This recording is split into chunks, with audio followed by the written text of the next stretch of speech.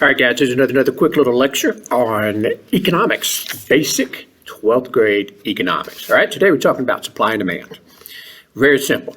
We've done our circular flow model back here, and we know that all resources come from the individual. Everything originates with the individual. You can't force them to buy stuff. You can't force them to produce stuff. It's just there. So in supply and demand, how do we find products to take to the market? The next episode will be about prices. How do we set the prices? But for today, how do we get things into the market, into society, and how do we get rid of things that we don't need anymore? Sometimes stuff outlives its usefulness, right?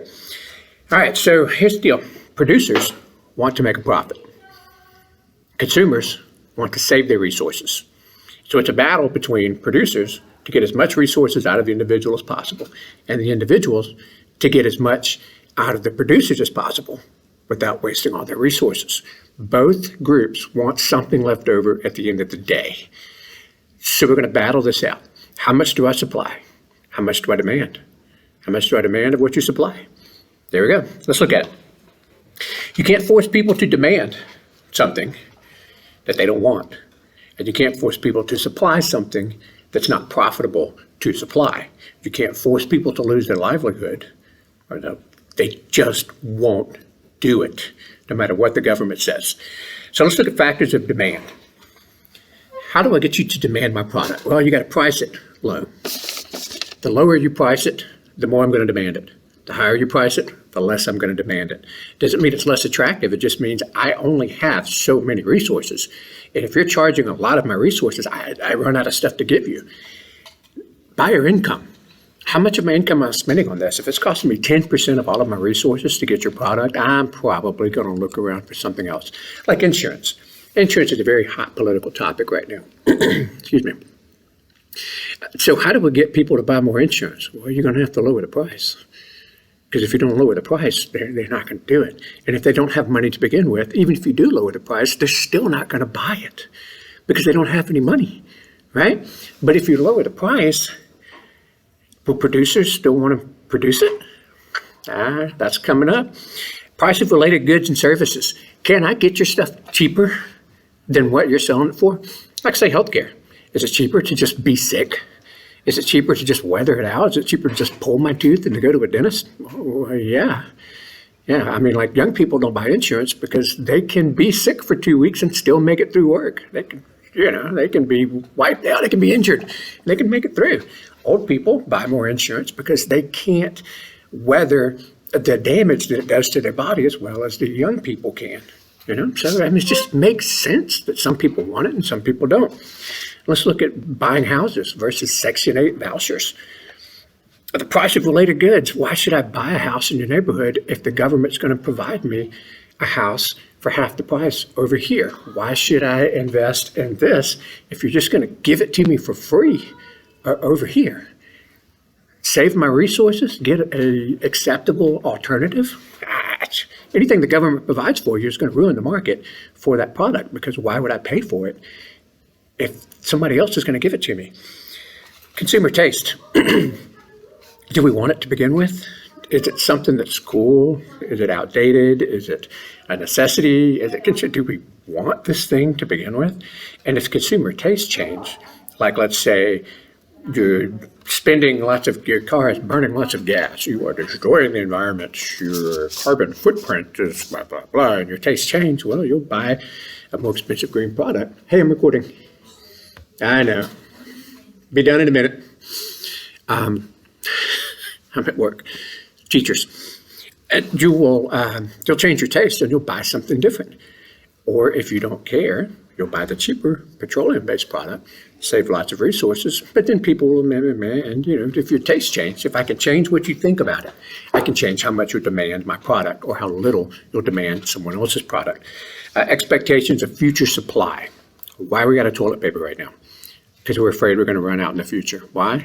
Heck if I know. Ammo. Why are we out of ammo right now? Well, because we're afraid it's going to be banned and it's not going to be available, so people are stocking up. All right, well, just because demand is increased, shouldn't we just make more to replace it?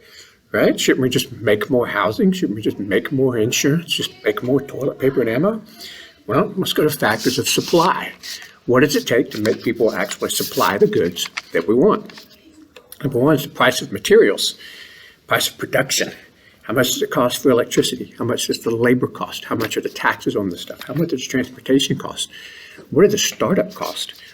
Let's say there's big money right now in making toilet paper. Okay, well, cool. What does it cost to start up?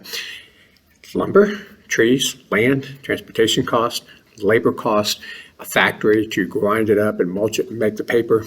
Outrageous starting costs. So nobody's going to get into that market.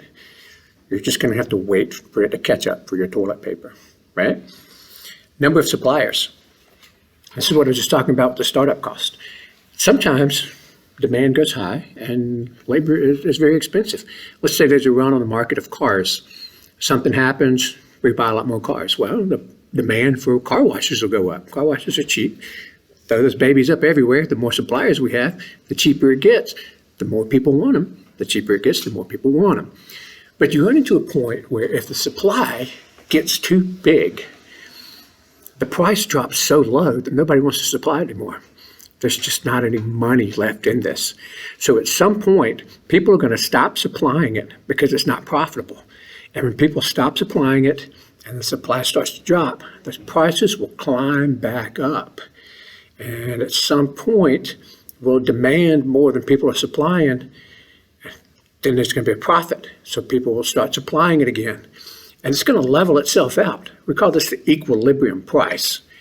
At the point where suppliers are making the maximum profit and consumers are getting the most bang for their buck, and they meet in the middle, and there should be either no one else coming in and no one leaving, and everyone's happy. That's the theory behind all of this stuff. Technology. Technology makes things cheaper and faster to produce. Why did gas prices drop so drastically when we introduced fracking? Well, because the technology is newer, more efficient, faster, cleaner, all that stuff. If we get rid of fracking and go back to the old dig a well, stick a pipe in it, slow, cumbersome, labor intensive, not very efficient, massive pipelines, prices are going to go up because the supply will drop and the cost of producing it will increase. We've got to hire more people. We've got to fix more stuff. Old school technology. Now, one thing about technology is the more technologically advanced you get, the less labor you need. So it does lower prices because I'm paying fewer people. But going back to this, if you have people who can't find jobs, they're not bringing their more resources to the market, these guys are going to struggle with selling because people with less money buy less stuff. So as we develop technologically, you have to find replacement jobs for the people replaced by machines, or the economy actually suffers from being too advanced. Right. Government subsidies and regulations.